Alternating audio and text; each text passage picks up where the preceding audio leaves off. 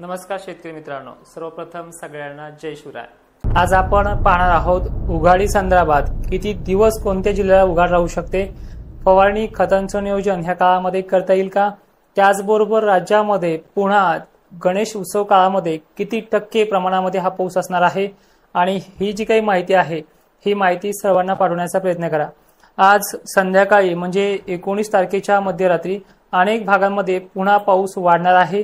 तो भाग म्हणजे नाशिक जिल्हा, पुणे, ठाणे, मुंबई जे काही कोकण किनारपट्टी आहे त्यामध्ये धुळ्याचा देखील समावेश राहणार आहे।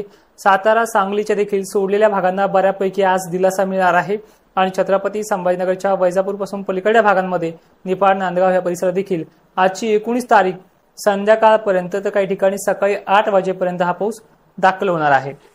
उद्या 20 तारखेला फवारणीच्या योग्यतेचं वातावरण कुठल्या भागांना राहू शकतं का हे देखील पाहूयात। आणि विशेष विनंती अशी आहे, सकाळच्या पारी संबंध महाराष्ट्रातल्या प्रत्येक जिल्ह्यामध्ये ढगाळलेलं वातावरण, थोडंफार झडीचं वातावरण हे 10 वाजेपर्यंत राहील।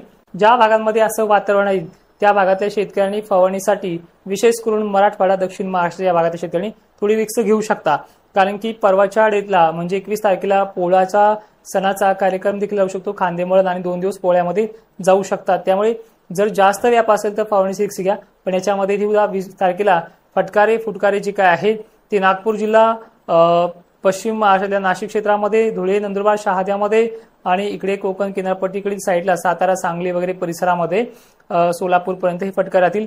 मात्र दुपारनंतर नांदेडमध्ये, जालन्यामध्ये, परभणीमध्ये, जिंतूर पट्ट्यामध्ये, हिंगोलीमध्ये, वाशिममध्ये, यवतमाळमध्ये, वर्ध्यामध्ये फवारणीच्या योग्यतेचं वातावरण दुपारनंतर पाहायला मिळू शकतं।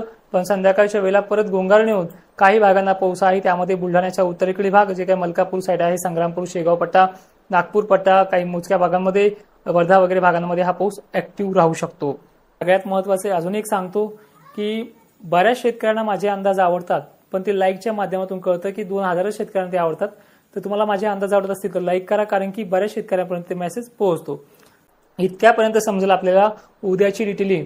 बाकीचे जे काही नाशिक वगैरे क्षेत्र आहे फुगारे फागारे चालतील, जळगाव क्षेत्रात देखील दुपारनंतर उघाड होईल आणि छत्रपती संभाजीनगरमध्ये सुद्धा दुपारनंतर उघाड पाहायला मिळू शकते। पण उघाड झाल्याच्या नंतर संध्याकाळी देखील सिस्टम डेव्हलप होण्याचा अंदाज आहे।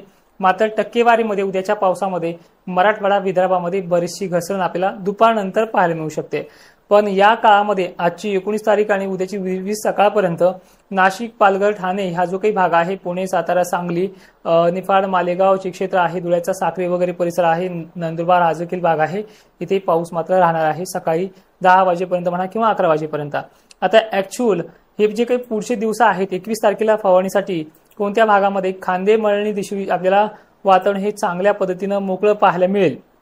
मराठवाडा संपूर्ण, दक्षिण महाराष्ट्र जवळपास संपूर्ण, विदर्भ संपूर्ण, मात्र अहिल्यानगर, नाशिक क्षेत्र जे काही सिन्नर वगैरे पट्टा आहे इथे मात्र सकाळपासून 10 वाजेपर्यंत थोडे फटकारे फुटकारे चालतील आणि थोडेफार छत्रपती संभाजीनगरच्या शहर लगतच्या भागांना देखील या काळामध्ये 21 तारखेला थोडाफार पाऊस पडू शकतो। अन्यथा खानदेश, विदर्भ, मराठवाड्यामध्ये वारे प्रचंड जोराने ह्या 20 तारखेला दुपारनंतर आणि 21 तारखेला दिवसभर जास्त जोराने प्रत्येक जिल्ह्यामध्ये असल्यामुळे वारे पश्चिमेकडनं पूर्वेकडे वाहतील। अंधुक ढगाळ वातावरण हे खानदेशमध्ये भरपूर राहील, सूर्यदर्शन अंधुक राहील, पण मराठवाड्यामध्ये सूर्यदर्शन जे काही थोडं बऱ्यापैकी पाहायला मिळू शकतं।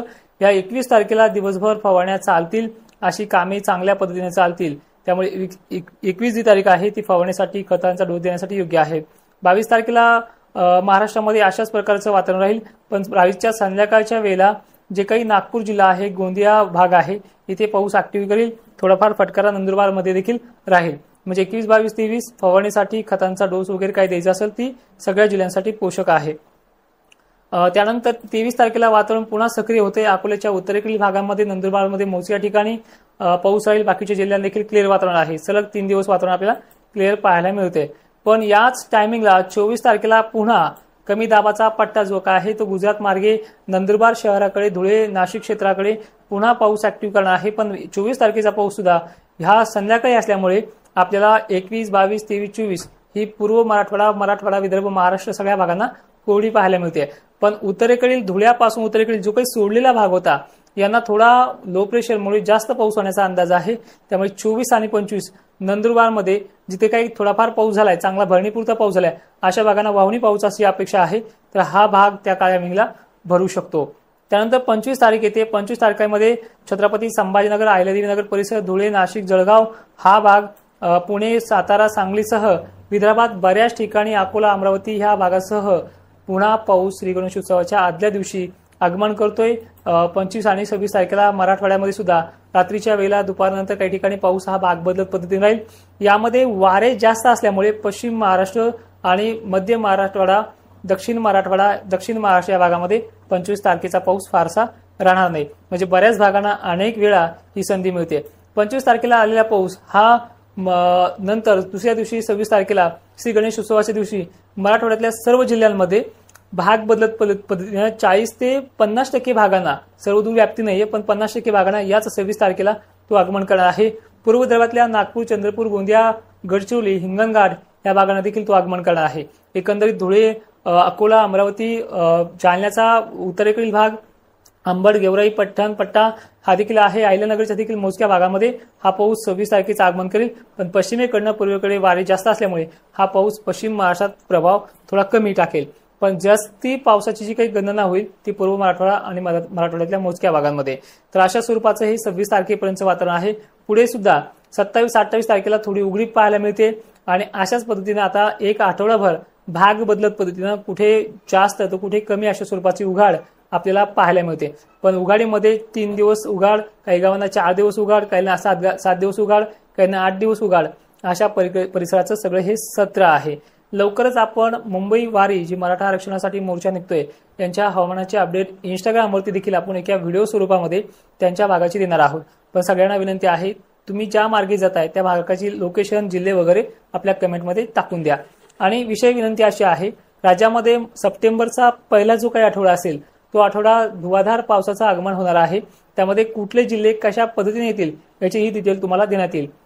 आता थोडक्यामध्ये अवघ्या 1 ते 1.5 मिनिटांमध्ये एक विषय संपवतो. महाराष्ट्रामध्ये सगळ्या कानाकोपऱ्यामध्ये आपण अंदाज दिलेले असतात. व्हिडिओ 8 मिनिटाचा, 12 मिनिटाचा, 17 मिनिटाचा होतोय. त्यामुळे तुम्ही काय करता, व्हिडिओ पूर्ण न पाहता त्यामध्ये कमेंट लिहिताय, तुमच्या भागांची ऑलरेडी माहिती दिलेली असते. आता विषय राहिला थोडा 3 ते 4% भागांचा जो काही पाण्याच्या बाबतीत कमतरता आहे, भरणीपुरता झालाय, यावरती समाधान मानून घ्या. पाऊस परतीचा अजूनही धुमाकूळ घालणारा महाराष्ट्रामध्ये पाहायला मिळणार आहे.